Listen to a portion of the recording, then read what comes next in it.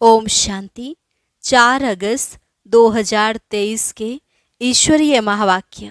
पहले सुनते हैं मुरली के मुख्य पॉइंट्स। बाबा ने कहा, लाडले बच्चे, मैं तुम्हारे लिए स्वर्ग स्थापन कर रहा हूँ, फिर तुम छीछी नरक से दिल क्यों लगाते हो।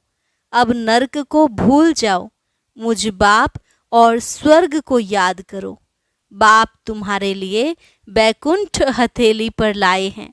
सर्वशक्तिमान एक वही है जो अपनी शक्ति से तुम्हें स्वर्ग का मालिक बनाते हैं। बाप तो हसीन मुसाफिर है, वह तुमको भी हसीन बनाते हैं। बाबा ने कहा, तुम आत्माएं कोई काम की नहीं रही, अब मैं तुमको पढ़ाकर बहिष्ठ की बीबी बनाता हूँ। राजयोग सीखकर तुम मनुष्य से देवता बन जाते हो। यहाँ तो हर एक रहम मांगते रहते हैं। बाप सब पर रहम कर बच्चों को पापों से मुक्त करते हैं, अर्थात पतित दुनिया से लिबरेट कर निराकारी दुनिया में ले जाते हैं। परम पिता परमात्मा ही दिव्य चक्षु विधाता है, वही सबका प्राण दाता है। एक उनको ही गॉड फादर कह सकते हैं, बाकी सब आत्माएं उनकी संतान हैं। और लास्ट में बाबा ने कहा, यह मुरली है जीवन हीरे जैसा बनाने वाली। मुरली बिगर गोपिकाएं रह नहीं सकती, तड़फती हैं। तुम्हें एक दिन भी इसे मिस नहीं करना चाहिए। और अब सुनते हैं महावाक्यों को विस्तार से। मुरली का सार। मीठे लाडले बच्चे, बाप आए हैं तुम्हारे लिए स्वर्ग की नई दुनिया स्थापन करने, इसलिए इस नरक से दिल ना लगाओ, इनको भूलते जाओ।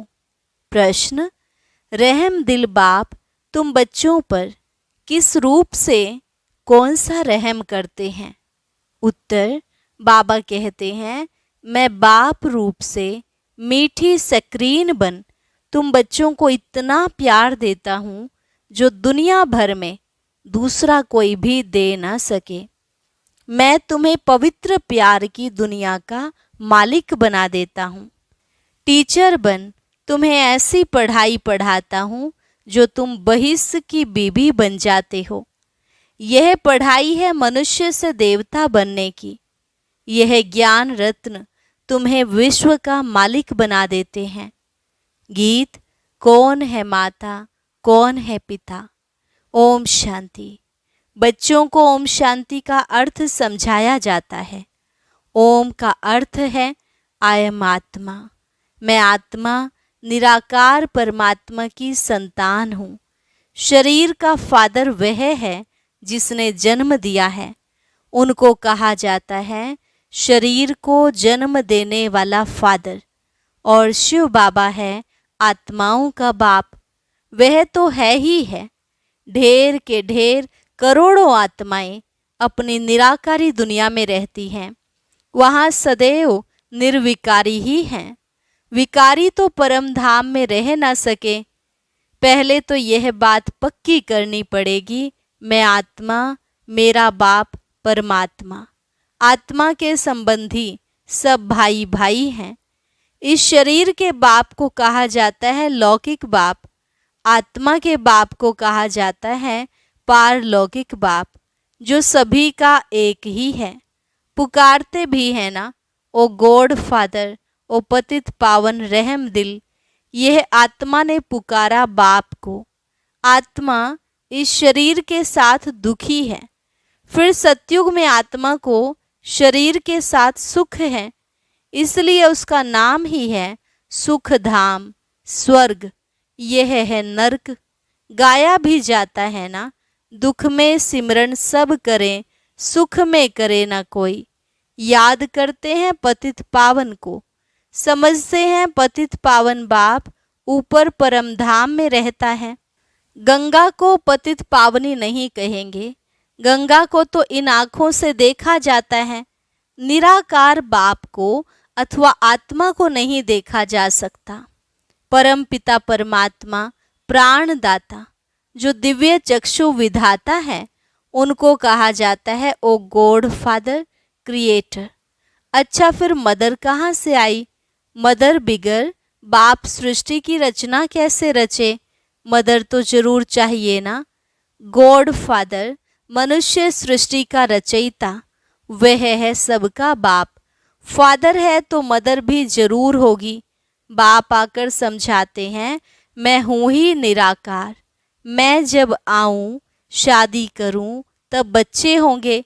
परंतु शादी तो करनी नहीं है, बच्चे पैदा करने हैं शादी बिगर। बच्चों को मैं अडॉप्ट करता हूँ। समझो कोई को स्त्री नहीं है, चाहते हैं कि अपनी मिल्कियत किसको देकर जाऊं, फिर धर्म के बच्चे बनाते हैं, अडॉप्ट करते हैं। तो माँ बाप दोनों ठहरे ना। तो बेहद का बाप कहते हैं कि मैं भी फादर हूँ, मैं कैसे रचूं? समझ की बात है ना। बाप खुद आकर समझाते हैं, मुझे शरीर तो चाहिए ना, तो इनका आधार लेता हूँ। तुम कहते हो हम ईश्वर की संतान हैं।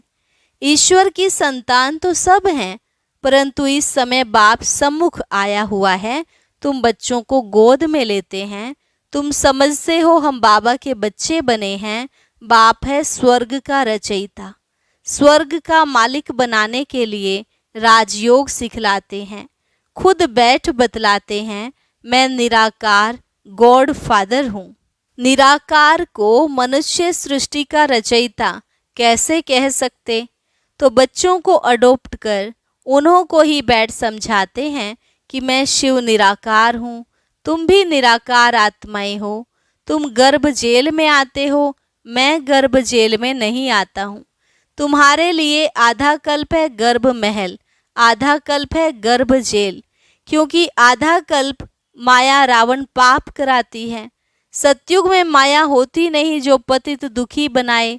मैं 21 जन्मों के लिए तुमको स्वर्ग का वर्षा देता हूँ। नई दुनिया स्वर्ग को कहा जाता है। मकान भी पुराना होता है तो पुराने को छोड़ नए में जाते हैं, यह भी पुरानी दुनिया है ना। वह है नई दुनिया, गोल्डन एज, पावन दुनिया। तो बाप कहते हैं, लाडले बच्चे, मैं तुम्हारे लिए स्वर्ग स्थापन कर रहा हूँ, तुम फिर नरक से दिल क्यों लगाते हो? अब नरक को भूल जाओ, मुझ बाप और स्वर्ग को याद करो, पुरानी दुनिया को भूलते जाओ। यह है बेहद का सन्यास। पुरानी देह सहित जो कुछ भी देखते हो उनका भी ममत्व छोड़ो। समझो हम सब कुछ ईश्वर को देते हैं। यह शरीर, धन, दौलत, बच्चे आदि सब खत्म हो जाने वाले हैं। यह वही महाभारी महाभारत लड़ाई है जिसके द्वारा मुक्ति, जीवन मुक्ति के गेट्स खुलने हैं।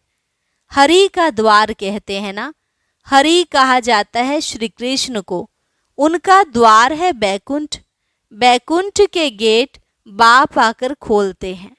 वहां कोई पतित जा नहीं सकता, इसलिए पतित से पावन बनाते हैं, दुख से लिबरेट करते हैं।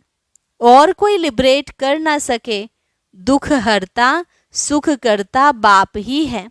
बाप कहते हैं, मैं तुमको राजयोग सिखाता हूँ, सदा के लिए सुख देने आया हूँ। मैं तुम्हारे लिए बैकुंठ हथेली पर लाया हूँ। तुम राजयोग सीख कर मनुष्य से देवता बनते हो। बुद्धि भी कहती है कि बरोबर समझ की बातें हैं। समझो यह पुरानी दुनिया है, फिर यह नई बनेगी। सर्वशक्तिमान एक ही बाप है जो अपनी शक्ति से स्वर्ग का मालिक बनाते हैं। चाहते भी हैं एक राज्य हो, ऑलमाइटी अथॉरिटी राज्य हो। सो तो सतयुग त्रेता में अटल अखंड सुख शांतिमय देवी देवताओं की राजधानी थी, कोई विघ्न नहीं था। उनको अद्वैत राज्य कहा जाता है। दूसरा धर्म ही नहीं जो दुखी बने। अभी देखो भल क्रिश्चियन एक ही धर्म के हैं तो भी उन्हों की आपस में बहुत लड़ाई होती है, क्योंकि माया का राज्य है। सतयुग में माया होती नहीं। अभी कहते हैं ओ गॉड फादर रहम करो। बाप कहते हैं रहम तो सब पर करूँगा, सब बच्चों को पापों से मुक्त करता हूँ। अर्थात पतित दुनिया से लिबरेट करता हूँ। तुम सब आत्माओं को ले जाता हूँ निराकारी दुनिया में। बाकी शरीर तो भस्म हो जाएंगे। नेचुरल कैलेमिटीज गाई हुई है, आसार भी देख रहे हो। फैमन पड़ना जरूर है। अब बाप कहते हैं इस छीछी दुनिया से ममत्व तोड़ो। बेहद का बाप है सक्रीन। कहते हैं मैं जो तुमको प्यार करता हूँ सो कोई कर ना सके। अभी तुमको पवित्र दुनिया का मालिक बनाता हूँ। राजाई के लिए तुम पढ़ रहे हो। एम ऑब्जेक्ट बुद्धि में है। नया तो कोई समझ ना सके जब तक कि कोई बैठ उनको समझावे। एक हफ्ता बैठ समझे कि मनुष्य से देवता बनना है, इसलिए बाप को जादूगर कहा जाता है। ज्ञान रत्नों से मनुष्य को देवता बनाता हूँ। उनको रत्नागर, सौदागर, मुसाफिर भी कहते हैं। तुमको आकर स्वर्ग की महारानी, महाराजा बनाते हैं। मुसाफिर कितना हसीन है। तुम जो कोई काम के नहीं थे, अब तुमको पढ़ाकर बहिष्ठ की बीबी बनाता हूँ। तुम जानते हो हम सूर्यवंशी चंद्रवंशी बनने के लिए पढ़ रहे हैं। परमात्मा पढ़ाते हैं। तुम यहाँ क्या पढ़ते हो? तुम कहेंगे मनुष्य से देवता बनने के लिए पढ़ रहे हैं, क्योंकि यह आसुरी गुणों वाली मनुष्य सृष्टि विनाश होने वाली है। कहते भी हैं मुझ निर्गुण हारे में कोई गुण नहीं। तो वही रहम दिल बाप बैठकर तुमको पढ़ाते हैं। सभी धर्मों वाले एक निराकार बाप को ही परमात्मा मानेंगे। मनुष्य भल गॉड फादर कहते हैं, परंतु जानते नहीं कि वह कौन है, कहाँ आते हैं। अभी तुम जानते हो वह पुरानी पतित दुनिया में आते हैं, क्योंकि पावन दुनिया स्थापन करते हैं। पुरानी दुनिया को नई दुनिया बनाते हैं। नई दुनिया में तो सुख ही सुख है। बाबा कहते हैं नई दुनिया स्थापन करने कल्प कल्प मुझे आना ही है। यह तो बुद्धि समझती है कि रात के बाद है दिन, फिर चक्र में कलयुग आता है। कलयुग के बाद सतयुग जरूर होगा ना। तुम बच्चों को कहा ही जाता है स्वदर्शन चक्रधारी। आत्मा जानती है कि मैं 84 जन्म कैसे लेती हूँ। कोई मनुष्य मनुष्य को सदगति दे ना सके। मैं ही आकर समझाता हूँ। हम तुमको पावन बनाते हैं। योग बल से तुम विश्व पर जीत पाते हो। बाप है सर्वशक्तिमान। बाप से तुमको बेहद का वर्षा मिलता है। आकाश, पृथ्वी, सागर आदि सब तुम्हारा हो जाएगा। यहाँ तो देखो आकाश पर भी हद, पानी पर भी हद लगी है ना। कहते हैं हमारे पानी के अंदर तुम नहीं आओ। तुम तो वहाँ सारे विश्व पर राज्य करते हो ना। स्वर्ग तो फिर क्या, स्वर्ग को भूल नहीं सकते। मनुष्य जब मरते हैं तो कहते हैं स्वर्गवासी हुआ, परंतु स्वर्ग है कहाँ? जरूर नरक है ना। यह है ही हेल। सभी मनुष्य दुखी हैं, सब पतित हैं। यह राज्य ही रावण का है, जिसको जलाते रहते हैं, परंतु जलता ही नहीं है। रावण को 100 फुट लंबा बनाते हैं और बढ़ाते रहते हैं। दिन प्रतिदिन लंबा करते रहते हैं, परंतु समझते नहीं हैं। यह समझ की बातें हैं। यहाँ देखो मुरली चलती है तो फिर टेप में भरी जाती है, क्योंकि गोपिकाएं मुरली बिगर रह ना सके। तो यह प्रबंध है। मुरली बिगर तो तड़फते हैं, क्योंकि यह मुरली है जीवन हीरे जैसा बनाने वाली। यहाँ बाबा पढ़ाते हैं जो मुरली फिर लंदन अमेरिका तक जाती है। बच्चे सुनकर बहुत खुश होते हैं। गाया हुआ है गोपिकाएं मुरली बिगर रह नहीं सकती थी। यह नॉलेज गॉड फादर ही सुनाते हैं। मुख्य एक बात समझानी है कि यह हमारा बेहद का बाप है। इनसे स्वर्ग का वर्षा मिलता है। आत्मा कहती है मेरा बाप परमात्मा है। वे आत्माओं को पढ़ा रहे हैं।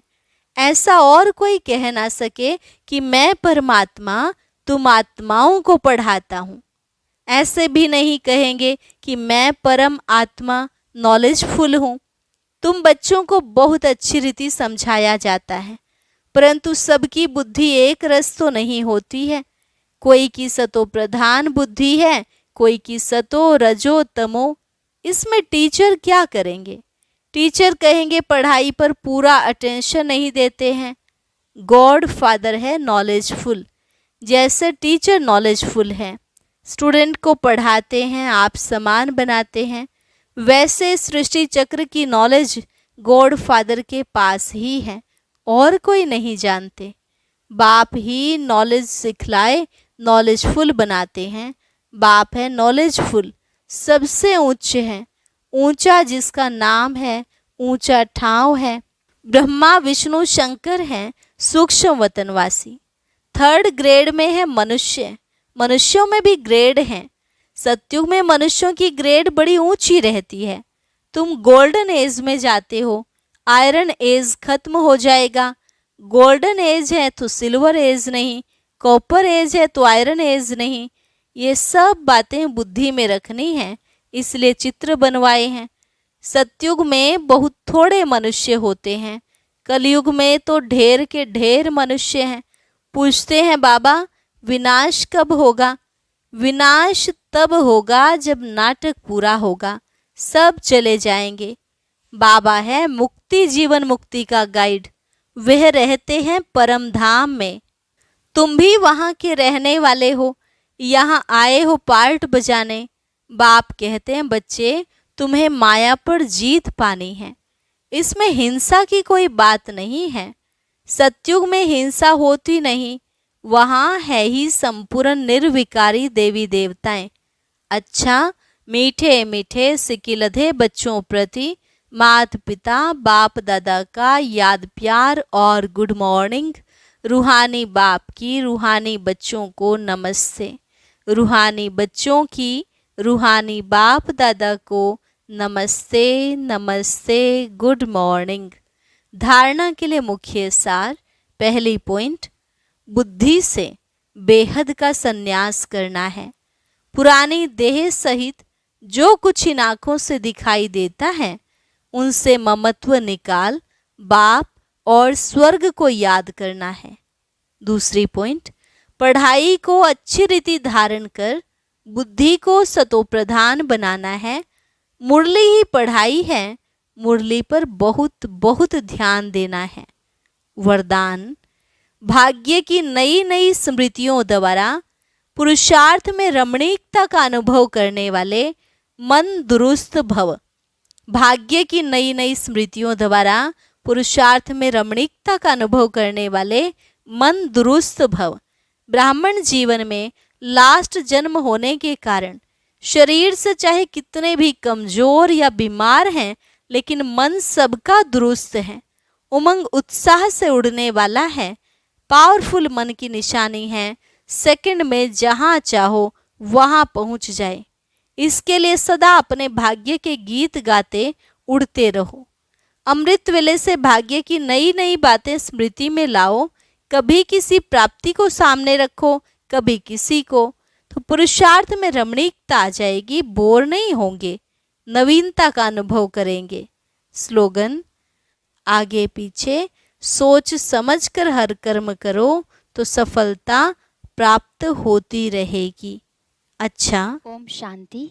अब सुनते हैं आज का अव्यक्त ज्ञान मोती। इसके लिए ऊपर दिए गए बॉक्स पर क्लिक करें।